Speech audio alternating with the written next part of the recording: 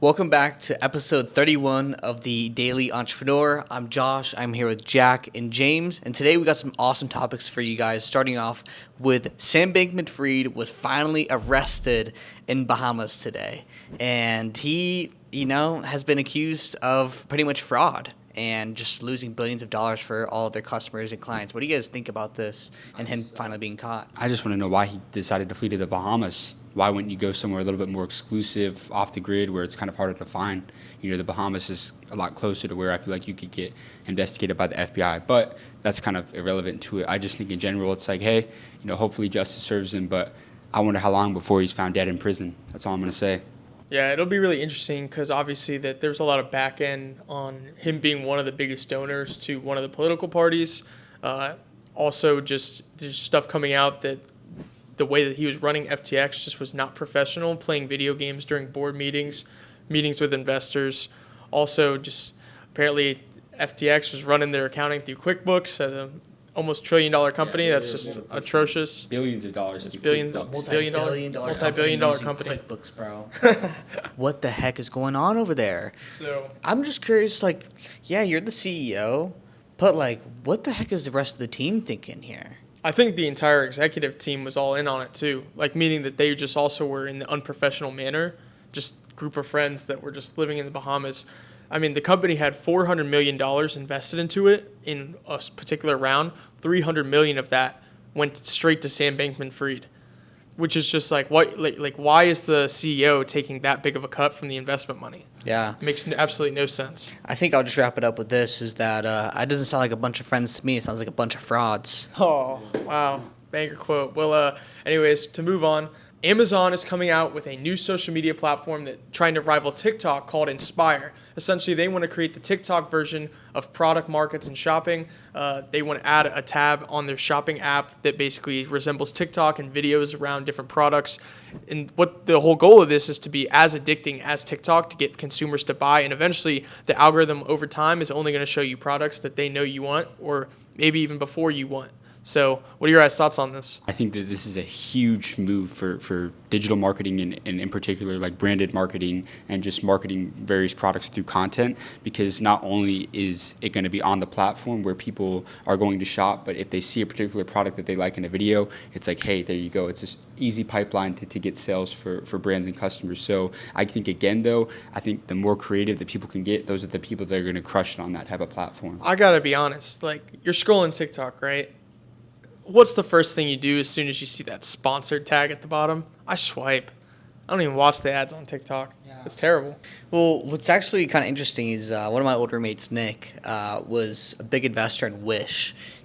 And Wish actually implemented something very similar to this, where there is it's a bunch of it's almost like TikTok style. So I'm wondering if they're kind of taking inspiration from Wish, because they were it's already implemented for a couple months now. But I think it's a win for us. As creators, I think that's just more opportunity, especially recognizable creators. You have Addison Rae promoting your lotion or whatever the fuck it is. Yeah. I think it's a win for creators, but I don't necessarily think it's going to be game changing for the products. Yeah, it'll be really interesting to see if these ads are just straight up ads or if they're actually good videos that people are really in tune with. But I mean, only time will tell if people actually use this part of their shopping platform. But yeah. So I guess that takes us into our next topic, which is that a study was conducted which shows that more than 25% of U.S. home buyers are not happy with the current state that they live in, and they're looking to relocate. And the top 5 cities with the most people looking to get out of them are Los Angeles, San Francisco, Washington, D.C., Boston, and New York City. So just kind of get your quick thoughts on that, and just to see that more than 25% of people, a quarter of the population, are not happy with where they're living. They're looking to relocate. I mean, to be just brutally honest, I'm not surprised about. The only city I'm somewhat surprised about is Boston, and maybe New York.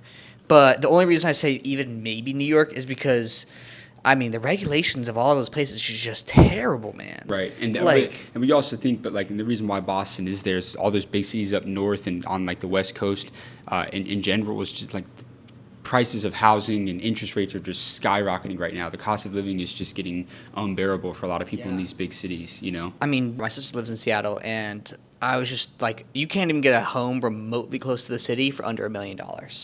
Yeah. And I'm just like, how is the average person going to be able, that's not in their 50s, going to be able to buy a house? Which the majority of people that live in the city are low income individuals. Yeah. You know what I mean? And the crazy thing, I mean, it doesn't surprise me LA and San Francisco on the list. I mean, those places are going to shit. You know, it's just what it is. For the majority, I mean, outside of the elite and the, you know, the big tech aspects of San Francisco, like it's just Literally, the only way I think it's enjoyable to live there is if you actually have like fuck you money. Yeah. Where it's like oh, like I'm getting taxed 30%, but it doesn't matter because I made $100 million this year anyway, whatever. yeah. 30%.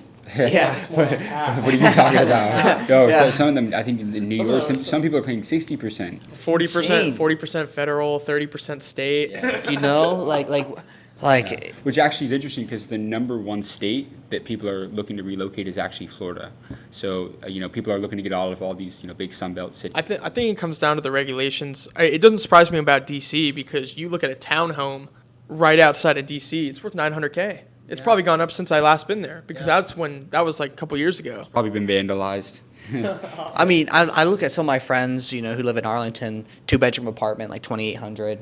Per person? Yeah, or just like total. Yeah, but still. And I'm just like, dude, like for a young college person who just is getting into the workforce anywhere close to DC, like that's tough, man. That's probably Yeah. most of your paycheck right there. It's just like you going try to straight go out rent. at all, the commute is even worse. Like it's almost like you have to go live in the city. Yeah. But I mean, yeah, Florida for the win. But I think that about wraps us up today. Thank you guys so much for watching episode 31. If you enjoyed this episode, make sure you like and subscribe for more content. We got great episodes coming up. So, yeah, anybody got a quote of the day? When the lion's hungry, he eats. But I got one too, from the great Jim Rohn. Discipline weighs ounces, regret weighs tons. There you go.